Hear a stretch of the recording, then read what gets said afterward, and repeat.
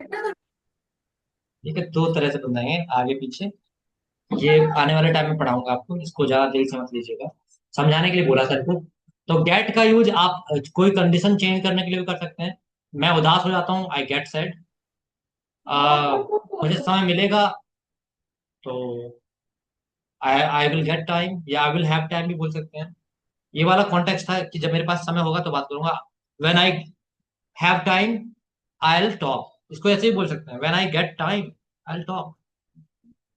Have और gate दोनों आ गया यहाँ पे। मिलने के संदर्भ में है तो गेट और हैव दोनों यूज कर लिया आपने, या होने के संदर्भ में, है ना, यहाँ पे संदर्भ की बात होती है। और गेट का यूज जब कोई कंडीशन चेंज हो रही होती है वहां पे भी कर लेते हैं, जैसे चाय ठंडी हो जाती है तो द टी गेट्स कोल्ड। ठीक है। और पाने के संबंध में, जैसे हम्म, मुझे मेरा रिजल्ट मिल गया, आई गॉट माई रिजल्ट, है ना। मुझे पैसे मिलते हैं, आई गेट मनी। ये ऐसा पाने, पाना भी अर्थ होता है गेट का। तो संदर्भ पर निर्भर करता है ज्ञान प्रकाश। ठीक है, थोड़ा आप इसके साथ यूज करते रहेंगे तो आपको आएगा, ऐसे नहीं आएगा, प्रैक्टिस से ही आएगा ये। फिर आप खुद ही बता पाएंगे कि कहाँ पे ज्ञान है आ सकता है, कहाँ पे कौन कौन से यूज हो। कैमरा ऑन कर लीजिएगा, काफी भद्दा लग रहा है। Turn on your cameras everyone. ठीक है, तो हमने काफी कुछ कवर किया आज। अब बताइए कोई किसी का और कोई डाउट। अभिषेक सर कुछ गलत लिख रहे थे, अभिषेक सर आ गए। आप वहां पर वाइल लगा रहे थे। हाँ वैन का यूज था, हाँ जी। वैन का यूज था, उसमें वाइल लगा रहे थे। When I when I have will time. Free. नहीं, सर व्हेन लगा दो तो ठीक है। वैन लगाते तो क्या when, sir when when I लगाते। Have time then I will talk you. When I have time I talk, talk to you करिए, टॉक टू यू, या टॉक विद यू भी कर सकते हैं, है ना। Talk to you. डिपेंड करता है। बताया था टॉक विद और टॉक टू। याद होगा आपको टॉक टू और टॉक विद का मतलब बताया था, इसको रिवाइज कर लेते हैं। टॉक टू मतलब अपना बोल रहे हैं आप और सामने वाले को सुन कम रहे हैं या सुन ही नहीं रहे हैं। और टॉक विद मतलब दोनों एंगेज हैं साथ साथ में। तो टॉक विद या कम्युनिकेट विद या कम्युनिकेट टू। कम्युनिकेट टू मतलब जब आप इंफॉर्मेशन दे रहे हैं केवल। कम्युनिकेट विद मतलब जब आप बात कर रहे हैं, दोनों एक दूसरे को सुन रहे हैं। ठीक है, तो ये हो गया, बढ़िया। तो ये बात याद रखिएगा, जो वैन वाला वहां पे कॉन्टेक्स्ट था वहां पर एक स्टेप बैक आ गए हैं, यानी फ्यूचर वाला है तो उसमें को प्रेजेंट में बनेगा वैन वाला। ठीक है। अभी आपको कंडीशनल सेंटेंस पढ़ने को मिलेंगे आगे, तो बताऊंगा वहां पर इफ वाला और वैन वाला यूज क्या होता है। तो ये हमारा क्लियर हुआ, ऑलमोस्ट क्लियर हो गए सारे सेंटेंसेस, कल करा दिए थे क्लियर। आप बताइएगा कोई डाउट किसी का, कोई भी, मतलब जहां से जितना पढ़ाया है उसमें कोई भी टॉपिक, कुछ भी पूछना हो या कुछ एक्स्ट्रा हो नहीं हो तो बताइए। एनी डाउट एनीथिंग, क्योंकि कल आपका रिवीजन क्लास बंद हो रही है। एक मैराथन कर लेंगे, आप लोगों ने वोट किया था, देखेंगे उसका स्केड्यूल डालते हैं आपके पास। ठीक है, बताइए किसी को कोई डाउट। सर इसका हाँ सर इसका इंग्लिश में क्या बनेगा? चलते चलते आगे बढ़ जाओगे। चलते चलते आगे बढ़ जाओगे, बताया है आप लोगों को। बताइए आप लोग, कीजिए, बहुत बढ़िया क्वेश्चन किया है।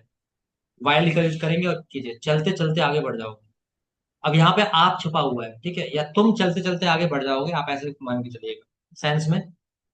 तुम चलते चलते आगे बढ़ जाओगे, बनाइए जल्दी से सभी लोग,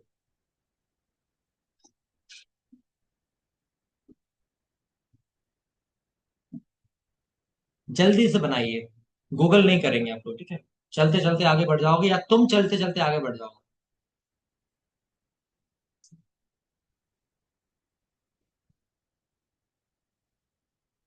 जल्दी से।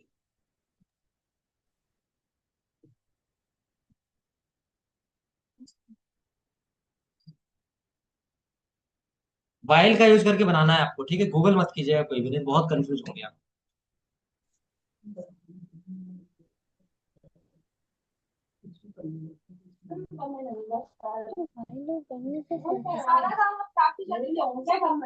You will go ahead while walking, ये भी सही है। You will move forward while stepping, stepping की स्पेलिंग सही कीजिए रेणु जी, STEPPING। You will go forward while walking सही है। You will go ahead while walking, running सही है। यू विल बियॉन्ड वॉक, नहीं नहीं गलत है। You will move forward while walking, बढ़िया। You will move forward while walking, बढ़िया। You will go ahead while walking, while running सही है। व्हेन आई हैव, नहीं, you will get ahead while walking, बढ़ जाओगे, गेट अहेड भी कर सकते हैं, बढ़िया। गो अहेड ज्यादा मुझे बेटर लग रहा है, मूव फॉरवर्ड और गो अहेड के साथ जा सकते हैं, ठीक है। You will go ahead, you will move forward while walking, ठीक है, ये हो जाएगा। You will move forward, you will go forward, you will go ahead, you will move forward, ऐसा। अब वाइल वॉकिंग, ठीक है, इसको कीजिए। चलते चलते आगे बढ़ जाओगे। हम्म, तो वाइल का यूज करके ऐसे बन जाएगा।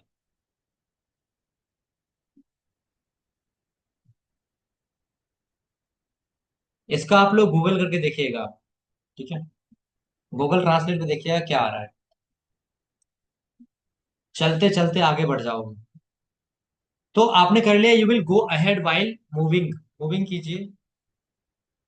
ये अभिषेक जी मूव कर दिया आपने, मूविंग भी सही हो जाएगा, मूविंग भी कर सकते हो ना, वाइल मूविंग, मूविंग सही होगा, ठीक है। तो हमने इस चीज को समझ लिया है। अब बताइए और किसी का कोई doubt, any other doubt you are having. You will move on as you go, ये गूगल ट्रांसलेट का लिख रहे हैं क्या सदम यादव जी? एक और है सर मेरा। बताइए। लाइट नहीं आ रही है, लाइक हम इसको कैसे बोलेंगे? बिजली नहीं आ रही है। बढ़िया क्वेश्चन। आप लोग सोचिए इस पे, बताइए क्या होगा। बिजली की इंग्लिश लाइट मत लगाइएगा, इलेक्ट्रिसिटी लगाइएगा, बस एक आपको हिंट दे दिया है। बिजली नहीं आ रही है, साइंस के आधार पर बनेगा, याद रखिएगा, इसको ट्रांसलेट करने की कोशिश मत कीजिएगा। साइंस के आधार पर बिजली नहीं आ रही है।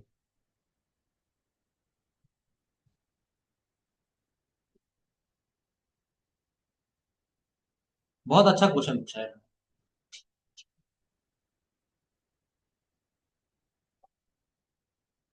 बिजली नहीं आ रही है, क्या बात है Renu ji. Electricity is not flowing, electricity not resume,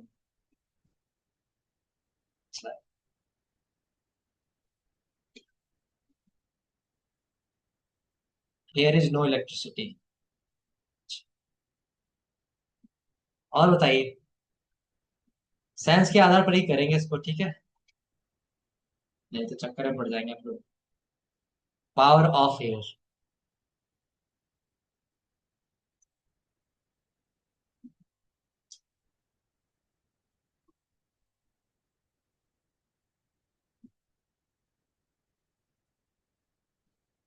जो लोग नहीं लिखे हैं वो भी बताएंगे, ठीक है।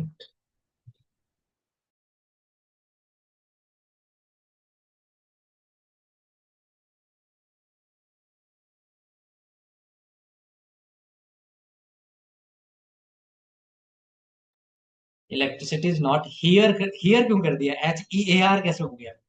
इलेक्ट्रिसिटी सर्किट इंटरप्टेड, अच्छा बढ़िया, इंटरप्टेड लेकिन नहीं आ रही है।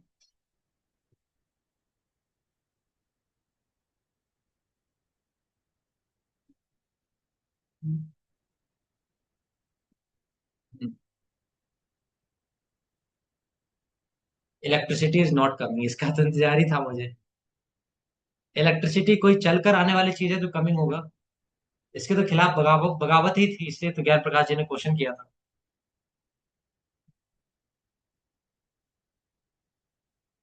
मैं अब साथ देना चाहूंगा जिन लोगों ने लिखा है there is no electricity, correct है आपका, ठीक है। बस हो गया टाइम, अब ओवर हो गया आपका। There is no electricity, electric, electric circuit interrupted, ये ले सकते हैं, बट यहाँ पर थोड़ा सा इंटरप्टेड में वो हो जाता है, एक्शन वर्ड आ गया यहाँ पे, तो खराब हो गया है उस केस में भी आ जाता है। देयर इज नो इलेक्ट्रिसिटी मुझे सही दिख रहा है अभी। और कुछ लिखा है किसने? नहीं, और नहीं। तो there is no electricity now. Now कर दिया, कोई दिक्कत नहीं, वो देयर इज नो वाला ही है। देयर इज नो इलेक्ट्रिसिटी आपका सही है। और बता देता हूँ, और भी लिख लीजिए। द पावर, या ऐसे कहते there is a power cut. There is a power cut भी बोल सकते हैं इलेक्ट्रिसिटी की जगह। There is a power cut. There is a power cut. There is no electricity भी सही है। There is a power cut भी सही है। ठीक है, ये आप कर सकते हैं। अच्छा, बिजली जा चुकी है, इसकी इंग्लिश बताइएगा। A power cut, we can we use the power off then? There is power off. Actually में पावर ऑफ का कॉन्टेक्स्ट ही अलग होता है। पावर हम ऑफ जब यूज करते हैं कोई डिवाइस वगैरह जैसा होता है ना, तो हम वहां पर करते हैं power of. Okay. Power cut का मतलब ये है कि उसको बिजली के कॉन्टेक्स्ट में बात कर लेते हैं, और पावर कट का जनरली यूज हम ब्रिटिश इंग्लिश में करते हैं। ये बात भी याद रखिए, लिख लीजिएगा कहीं पे। पावर कट का इलेक्ट्रिसिटी की मीनिंग में यूज होता है ब्रिटिश इंग्लिश में। Electricity has gone. Electricity, the electricity is gone. The power has gone out बोल सकते हैं उसको। The power has, British English में the power has gone out. ठीक है, बिजली जा चुकी है। आप लोग कोशिश कीजिए और बताइए। बिजली जा चुकी है, इसका बता।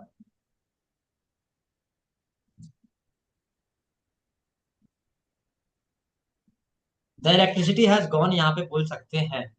अच्छा, गॉन, अब आप बोलेंगे चलने वाला होता है गॉन। यहाँ पर कमिंग एक था मिनट। तो सर यहाँ गॉन भी हुआ ना। नहीं नहीं, एक्चुअली बताना चाहूंगा, अभी थोड़ा सा बताता हूँ। द इलेक्ट्रिसिटी हैज गॉन, ये आप पहले लिख लीजिए, फिर बताता हूँ।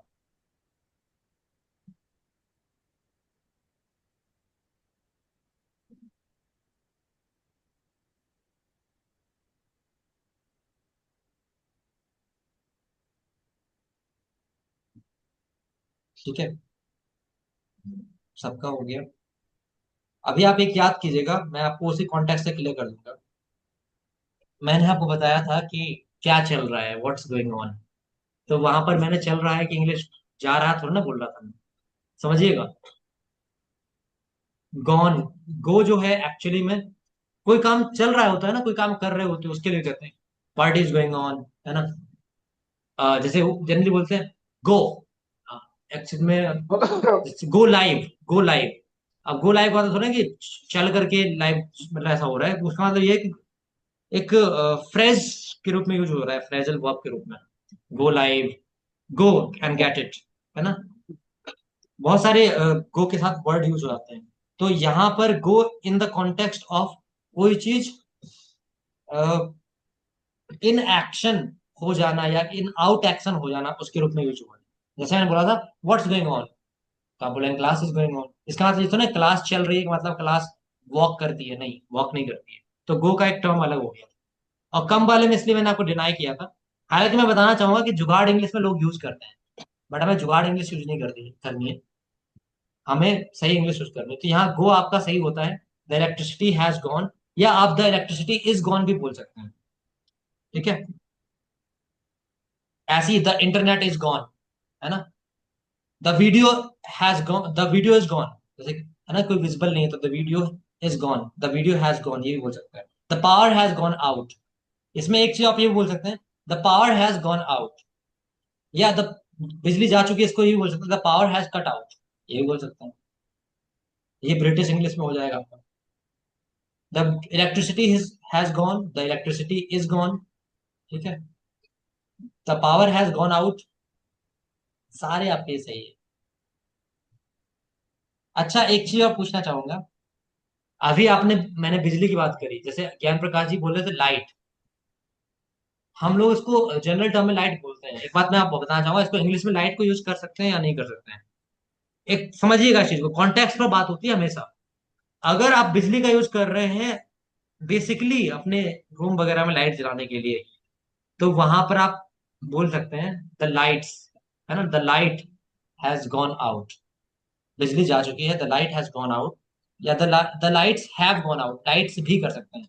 समझिएगा, लाइट और लाइट्स में डिपेंड कर रहा है ना आपकी, मतलब बिल्डिंग में रोशनी थी, बिजली जाने पर रोशनी चली गई। मेरी बात समझिएगा, कुछ ऐसा नहीं कर रहा मैं कि बिल्कुल अलग से लगा रहा हूँ। बिजली की इंग्लिश तो इलेक्ट्रिसिटी है, पावर है, समझ लिया था हमने। मैं यहाँ पर लाइट्स लगा सकता हूँ जब मेरा कॉन्टेक्स्ट हो गया कि भाई रोशनी चली गई ना, है ना। तो वहां पर the light has gone out या द लाइट्स हैव, लाइट्स करूंगा तो हैव आ जाएगा, the lights have gone out. ठीक है। तो लाइट वाला यूज अगर करना है तो याद रखें कॉन्टेक्स्ट ये होना चाहिए कि आप बात कर रहे हैं बेसिकली अंधेरा हो गया बिजली जाते ही, तो उसको बोलेंगे the light has gone out, है ना। या the light has been cut, the light has been cut मैं ज्यादा प्रायोरिटी नहीं दूंगा। हालांकि कॉन्टेक्स्ट बिजली के कॉन्टेक्स्ट में लगाया जा सकता है, लेकिन वहां पर ज्यादा प्रायोरिटी आपकी होगी इलेक्ट्रिसिटी को। ठीक है। हम्म। तो लाइट का यूज करेंगे अगर आप विजुअल चीजों को लेकर के कंसर्न है तो। बहुत बढ़िया। There is a power cut occurred, power cut भी लगा दिया, अकर्ड भी लगा दिया, नहीं, there is a power cut बोलिए केवल, अकर्ड नहीं। आप पावर कट अकर्ड केवल बोलेंगे तो मान भी लिया जाएगा, there is a power cut occurred नहीं बोलेंगे। ठीक है। और कोई क्वेश्चन किसी का? अच्छा क्वेश्चन था वैसे ये। सर रूट वर्ब क्या होती है? रूट वर्ब, रूट वर्ब हम बोलते हैं फर्स्ट फॉर्म को, V1 को, जैसे गो, प्ले, टॉक। अच्छा एक इंटरेस्टिंग फैक्ट बताता हूँ आपको। हालांकि हम लोग ऐसे बोल देते हैं गो, प्ले, टॉक। जब भी वर्ब बोलना होता है ना तो शुद्ध रूप से बोलने का तरीका मालूम क्या होता है, कोई बताएगा? किसी भी वर्ब को अगर हमें बोलना है, केवल वर्ब की बात करनी है, तो शुद्ध रूप से बोल कह सकते हैं उसको, केवल वर्ब की बात करनी है। जैसे मैं बोला कि जाने के लिए ये यूज होता है, तो मैं क्या बोलूंगा? गो बोलूंगा, कुछ और बोलूंगा, क्या बोलूंगा? शुद्ध रूप से बोलना है तो रूट वर्ब को मुझे बोलना है, तो मैं कैसे दूंगा? किसी को पता है यहाँ पे? सर क्वेश्चन क्लियर नहीं है, पर दोबारा से क्योंकि करेंगे क्वेश्चन ही क्वेश्चन। अटपटा है, क्वेश्चन ही अटपटा है, क्लियर होगा ही नहीं, जब मैं बताऊंगा तभी होगा क्लियर। जब भी हम रूट वर्ब बोल रहे होते हैं ना, रूट वर्ब, तो हम उसके साथ या तो आईएनजी लगाते हैं या तो हम उसको टू लगाते हैं। टू गो, जैसे मैं गो की बात कर रहा हूँ, हम लोग मैं पढ़ने के लिए तो बोल देते हैं कि गो मीन्स जाना, लेकिन मैं अगर इसको बताना है ना, मुझे सही रूप से बताना है, ये एडवांस इंग्लिश का थोड़ा कॉन्सेप्ट है। अगर सही रूप से बताना है तो मैं बोलूंगा टू गो, या मैं बोलूंगा गोइंग। जैसे एग्जाम्पल के लिए मैंने वर्ब पढ़ा, है ना, वर्ब की डेफिनेशन पढ़ी, मैंने पढ़ा कि verb is a word that describes an action or a state of being or a state of having. For example, being, having, talking, playing, running. या मैं बोलूंगा for example to be, to have, to run, to play. यहाँ जब मैं example दे रहा हूं ना तो शुद्ध तरीका मेरा ये है, मैं ये नहीं बोल सकता for example run, go, talk, see. ये गलत तरीका है। आप जब ग्रामर की बुक पढ़ते हो ना तो वो ऐसी उनके उनका मन नहीं होता कि उन्होंने आईएनजी लगा दिया है, वो आईएनजी लगाने के पीछे कारण है, क्योंकि आप वर्ब को ऐसे नहीं बोल सकते। वर्ब को या तो जीरंड बना के बोलेंगे या तो टू लगा के बोलेंगे आगे। ठीक है। अच्छा अब ये टू क्यों लगाते हैं, कहानी है इसके पीछे। टू इसलिए लगाते हैं क्योंकि भाई टू दर्शाता है कि ये नाउन नहीं है, और आईएनजी भी दर्शाता है कि ये नाउन नहीं है, तुम इसको लाइटली मत लेना। ठीक है। ये दर्शाता है कि ये टू लगा हुआ है, इसका मतलब इससे पहले कुछ आएगा, या तो हेल्पिंग वर्ब आएगा या तो खुद टू आ जाएगा। जैसे मैंने बोला टू गो, अब मैं बोलता हूँ मैं जाना चाहता हूँ, तो आई वॉन्ट टू गो लगा दिए, सिंपल। अब मैं आपको, जैसे आप मान लीजिए, अब गलती क्या हो सकती है, मैंने बोला कि जाना की अंग्रेजी होती है गो, तो अब मैं बोला मैं जाना चाहता हूँ, तो आप बोलेंगे सर आपने बताया जाना की अंग्रेजी, तो मैं लगा दूंगा आई वॉन्ट टू गो। मैंने कहा नहीं, टू लगेगा, तो मुझे टू अलग से पढ़ाना पड़ेगा, है ना। तो जब शुद्ध रूप से आप पढ़ते हैं ना एडवांस इंग्लिश में, तो आपको समझ में आता है। तो जो ग्रामर की बुक वगैरह होती है ना, एक बार पढ़िएगा, वर्ब की डेफिनेशन लिखी होगी उसमें, एग्जाम्पल में अगर सही बुक होगी तो आईएनजी फॉर्म दे रखा होगा, जनरली आईएनजी फॉर्म दे रखा होता है। नहीं तो कुछ रेयर ही बुक होगी जिसमें टू वाला फॉर्म दे रखा होगा, to go, to play, to talk, है ना। जनरली आईएनजी फॉर्म होता है। और कुछ अच्छी बुक होती हैं जो इंग्लिश रीडर वगैरह की, तो वहां पर जब वर्ब आता है तो वो लोग या तो उसका थर्ड फॉर्म ले लेंगे या आईएनजी फॉर्म ले लेंगे, या तो टू वाला ला कर बोलेंगे वो, ऐसा भी होता है। ठीक है। तो ये कॉन्सेप्ट था कि शुद्ध रूप से अगर हमें वर्ब को बोलना है तो बिना पहले टू लगाए, टू को बोलते हैं हम लोग इन्फिनेटिव, ठीक है, बिना टू लगाए नहीं बोलते हैं इन्फिनेटिव्स। इन्फिनेटिव्स में टू आ गया, जैसे फॉर आ गया, है ना, तो टू को जनरली हम कंसिडर करें, तो बिना टू या फॉर लगाए आप नहीं यूज करें। तो ये हमारा क्लियर हो गया। बिना फॉर के तो यूज कर सकते हैं क्योंकि जीरन बन जाएगा वो। और बताइए किसी का कोई डाउट, कुछ कुछ और Yes, कोई? sir. I have one. Yes. Sir, what is the difference between while and when? While and when, बहुत बढ़िया क्वेश्चन, बहुत प्यारा क्वेश्चन है। देखिए, अगर मैं इसकी अर्थ की बात करूं, हिंदी अर्थ की, तो वैन मतलब कब या जब होता है ना। वाइल मतलब जब भी हो जाता है, लेकिन एक्चुअली मीनिंग जब की होता है ना। तो वैन मतलब कब या जब, वाइल मतलब जब भी होता है, जबकि भी होता है ना। लेकिन अब मैं इसकी यूज की बात करूं तो मेन डिफरेंस आता है यहाँ पर।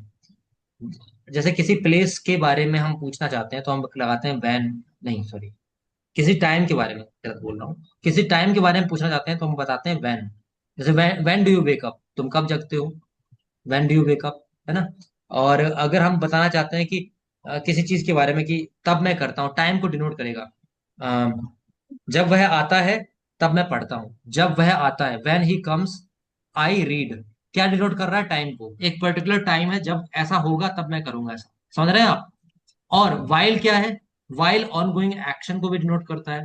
जैसे अभी मैंने आपको बताया था इसका यूज, कि मैं पढ़ते पढ़ते सो जाता हूँ, तो यहाँ एक्शन ऑन गोइंग चल रहा है ना, एक काम हो रहा है उसके साथ दूसरा काम हो रहा है साइमल्टेनियसली, जब कोई काम चल रहा है, एक्शन ऑन गोइंग साइमल्टेनियसली, ठीक है। तो जब भी हम अ, कोई एक्शन होता है जो साइमल्टेनियसली, साइमल्टेनियस मतलब समझते हैं, मतलब उसी समय, ठीक है। अ, जब कोई हम काम कर रहे होते हैं उसी समय कोई एक्शन हो रहा होता है, तो वहां पर हम वाइल का यूज कर लेते हैं। और अगर हम बात करें और भी कॉन्टेक्स्ट की, तो वहां पर वाइल एक हिंदी में जबकि के रूप में भी आ जाएगा। तो फिर से मैं रिवाइज करता हूँ, समझिएगा, इसको लिख भी लीजिएगा, आप लोग लिखना चाहें तो लिखना जरूरी है। वैन का यूज क्या किया हमने, जब कोई टाइम की बात की, यानी ऐसे शॉर्ट में लिख लीजिए, वैन एट द टाइम, ऐसे लिख लीजिए, when dash at the time, या कोई specific moment, at the time लिख लीजिए या फिर स्पेसिफिक मोमेंट लिख लीजिए। मोमेंट इसलिए क्योंकि कभी कभी आपको लगेगा कि टाइम कहाँ दिखाया है, लेकिन मोमेंट तो होगा ना, कि जब वो आया, ये हुआ, वो हुआ, है ना। तो एट द टाइम या फिर कोई स्पेसिफिक मोमेंट, स्पेसिफिक मूवमेंट बोल रहा हूँ, MOMENT, मोमेंट। तो वैन का यूज हो जाता है जब कोई पॉइंट ऑफ टाइम की बात कर ली, मोमेंट की बात कर ली। जैसे मैं कहूँ कि जब मैं छोटा बच्चा था ना, तब मैं दिल्ली में रहता था। When I was a child I used to live in Delhi, जब मैं छोटा था, जब मैं बच्चा था तब मैं दिल्ली में रहता था। When I was a child I used to live in Delhi, जब मैं छोटा था तब मैं दिल्ली में रहता था। या फिर अब देखिएगा एक कॉन्टेक्स्ट, जब वो है, क्या बोला था उसमें, जब वह आती है तब मैं पढ़ता हूँ, when she comes I read, when she comes I read, जब वह आती है तब मैं पढ़ता हूँ। ये भी क्या है, एक टाइम को दिखा रहा है ना, एक मूवमेंट को दिखा रहा है जब वो आती है, ठीक। ये चीज हमें समझ में आ गया। हाँ, अब देखिएगा फिर से, अब हम बात करते हैं वाइल की। वाइल मतलब कोई चीज साइमल्टेनियसली, इसको शॉर्ट में क्या बोलूं, इसको ये कहता था एट द सेम टाइम कर लीजिए, एट द साइमल्टेनियस को बोल सकते हैं ना, एट द सेम टाइम, ये लिख लीजिए, एट द सेम टाइम, या अगर साइमल्टेनियसली टेनियसली लिखना है तो लिख लीजिए एट द सेम टाइम, या साइमल्टेनियसली, या फिर और शॉर्ट में समझाना चाहो तो ड्यूरिंग अ पीरियड भी कह सकते हैं। जैसे आपने बोला था ना ड्यूरिंग क्लास, ऐसा कर लीजिए एट द सेम टाइम या during a period, eight the same time या ड्यूरिंग अ पीरियड, ठीक है।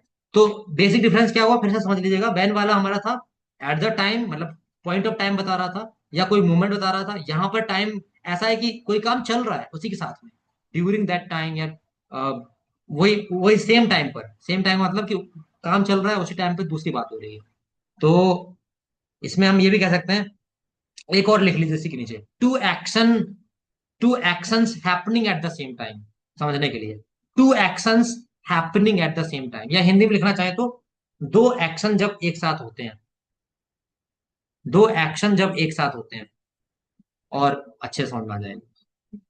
ठीक है, अब यहाँ पे ले लीजिए कोई भी एग्जांपल, जैसे जब मैं पढ़ रहा था तब वह आई। When I was studying, she arrived या she came। जब मैं पढ़ रहा था तब वह आई। When I was studying, she arrived या she came भी कर सकते हैं। When I was studying, she arrived या she came। When I was studying, she came। अब बाकी तो एग्जाम्पल बता ही सर रखे ये हैं। साइमल्टेनियसली वाले में व्हेन का था कि वाइल का था? क्या, सॉरी? ये जब टू एक्शंस एक साथ होते हैं तो ये व्हेन का था कि वाइल का था? वाइल का टू एक्शंस एक साथ होते हैं तो।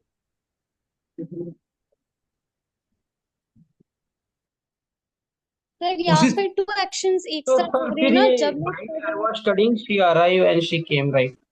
हाँ, शी केम या शी अराइव दोनों सही है, एक कर लीजिए Yeah. कोई।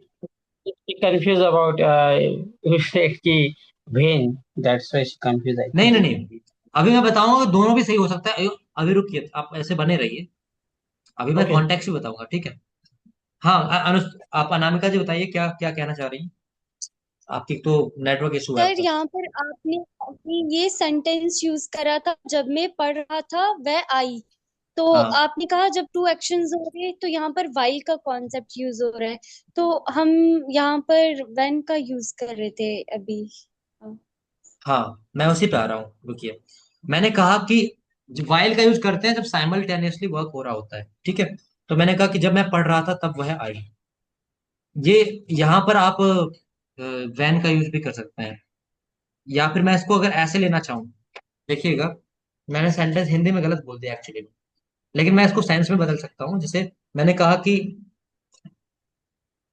अ, पढ़ते समय, या फिर ये गलत बन रहा है एक्चुअली में, जब मैं पढ़ रहा था तब वह आई। ये एक्चुअली में गलत हो गया क्योंकि मैंने सेंटेंस ही गलत बोल दिया है। इस पे वैन ही लगेगा। जब मैं पढ़ रहा था, when I was reading, she arrived, ऐसा हो जाएगा। ठीक है, ये एक्चुअली में टाइम की बात हो गई, टाइम को डिनोट कर रहा है, कोई काम साथ में नहीं कर रहे ना। Hmm. तो इसको साइड साइड में Yeah, yeah, रखिए। time. थोड़ा कंफ्यूजन इसलिए हुआ कि मैंने गलत बोल दिया, ठीक है। अब आगे बढ़ते हैं, वाइल का यूज करते हैं। तो वाइल का हमने बताया कि साइमल्टेनियसली, जब मैंने कहा पढ़ते पढ़ते मैं सो गया, पढ़ते पढ़ते मैं सो गया, इसको लिख लीजिएगा। आई स्लेप्ट वाइल स्टडिंग, पढ़ते पढ़ते मैं सो गया। आई स्लेप्ट वाइल स्टडिंग, पढ़ते पढ़ते मैं सो गया। सॉरी, उस टाइम गलत ही हो गया था, हिंदी में ही गलत हो गया था। I slept while studying. अब ऐसे ही कर लेंगे, जैसे और भी कर लेते हैं। सर हम्म सर ये ऐसे नहीं हो सकता, I I slept when I I was studying. मैं उस पे आऊंगा, अभी रुकिएगा। मैं वही वही टाली जी को वही आंसर करना चाह रहा था। पढ़ते पढ़ते मैं सो गया, आई स्लेप्ट वाइल स्टडिंग, ये समझ में आया। और उसके बाद आगे Yes. करते हैं, एक और एग्जांपल लिख लेते हैं। अ, वह खेलते खेलते बात करता है, वह खेलते खेलते बात करता है। He talks while playing, he talks while playing, वह खेलते खेलते बात करता है। ही टॉक्स वाइल प्लेइंग,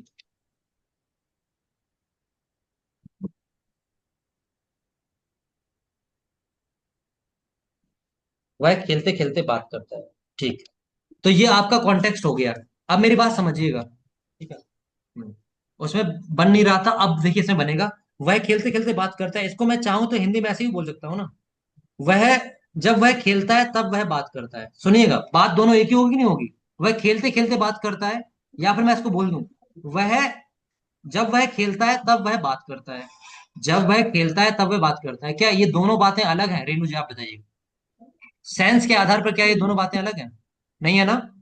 नहीं सर। Hmm. लेकिन यूज के आधार पर बातें अलग हो जाएंगी। सर हाँ सर It वैन talk. में है ना, वैन में क्या हो रहा है, वैन में हम दो सेंटेंस को कनेक्ट कर रहे हैं ना, यस, उसमें दोनों अलग अलग सेंटेंस हैं। और वाइल में हाँ हम एक सेंटेंस स्टार्टिंग वाला है, देन वाइल है, फिर वर्ब है अपने, मतलब वर्ब आ रही करेक्ट, है बेसिकली, एक ही साथ में, मेन वर्ब हाँ। आ रही है। हाँ, एक ही साथ में कर रहे हैं, वहां पर ये डिफरेंस है, एक ही साथ में कर रहे हैं। और इसमें क्या कर रहे हैं, दो अलग अलग कॉन्टेक्स्ट की बात हो रही है, और एक कॉन्टेक्स्ट में ये बात हो रही है कि टाइम, वो समय ले लिया कि जब वह खेलता है, एक पर्टिकुलर टाइम को डिनोट कर दिया उसने। जब वह खेलता है तब वह बात करता है, क्या यहाँ पे टाइम डिनोट नहीं हो रहा? जब वह खेलता है, Yes. एक पर्टिकुलर मोमेंट डिनोट हो रहा है, तब वह बात करता है। When he plays he talks, है ना? When he plays he talks. Sir when जब हम यूज कर रहे हैं तो ऐसा लग रहा है कि हमेशा, मतलब जब जितनी बार भी वो खेलता है उतनी बार ही वो बात करता है। हाँ, और हाँ। जब वाइल यूज कर रहे हैं तो ऐसा लग रहा है कि किसी पर्टिकुलर टाइम के लिए बोल रहे हैं, कि जब वो खेल रहा था उस टाइम वो बात कर रहा उसी था, टाइम उस पे टाइम पर। एक्शन हो रहा था, उसी टाइम पे, इसलिए वहां पे बोला था साइमल्टेनियसली। एक्शन हो रहा था उसी टाइम पे, एट द सेम टाइम। ये बात लिखी है ना आपने नीचे? एट द सेम टाइम लिखा Yeah. है, और उस पर लिखा होगा ऊपर एट द टाइम लिखा होगा। ये डिफरेंस है। एक में एट द टाइम मतलब जब जब वो काम चल रहा होता है, उस समय वो बात करता है, खेलते समय, एक आदत में आ गया, है ना? और एक में क्या है कि जब वो एक्शन चल रहा है उस समय वो बात करता है ना, जैसे खेलते खेलते हुए बात करता है, तो एक्शन चल रहा है तब बात कर रहा है। तो ये डिपेंड करता है। हिंदी में भी देखिए, एक ही चीज को मैं दो तरह से बोल दिया मैंने, अंग्रेजी में भी दो तरह से बोल दूंगा। कॉन्टेक्स्ट पे डिपेंड करता है किस कॉन्टेक्स्ट में बात कर रहे हैं, जनरल कॉन्टेक्स्ट में या स्पेसिफिक कॉन्टेक्स्ट में, काम के साथ, या जनरली टाइम को लेकर के, टाइम स्टैम्प को लेकर के। जब वह खेलता है तब वो बात करता है, या खेलते खेलते हुए बात करता है। समझ में आया? सर सेशन है आज आज। हाँ, सेशन नहीं, एग्जाम है आज। नहीं, बदल गया है, आज सेशन है। ओके, ओके, ठीक है। Okay, thank you.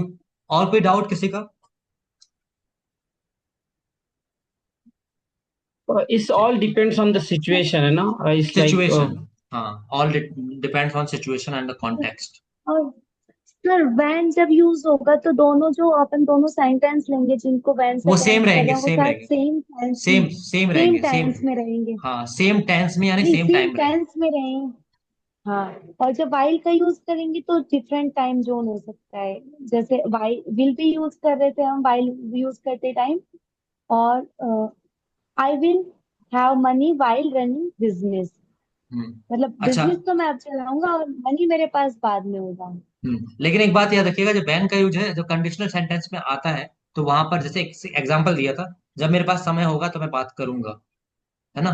तो वहां पर ये मैं आगे वाली क्लास में समझाऊंगा, उसमें ज्यादा क्लियर होगा आपको कि एक पीछे स्टेप का रहता है, एक आगे स्टेप का रहता है। ठीक। जनरली पढ़ते हैं तो उसमें हम यूज कर लेते हैं इसको, ठीक है, बेसिक इंग्लिश में। बाकी हम लोग आगे पढ़ेंगे इसमें कि कंडीशनल सेंटेंसेस कैसे बनेंगे बैन के साथ। ठीक है,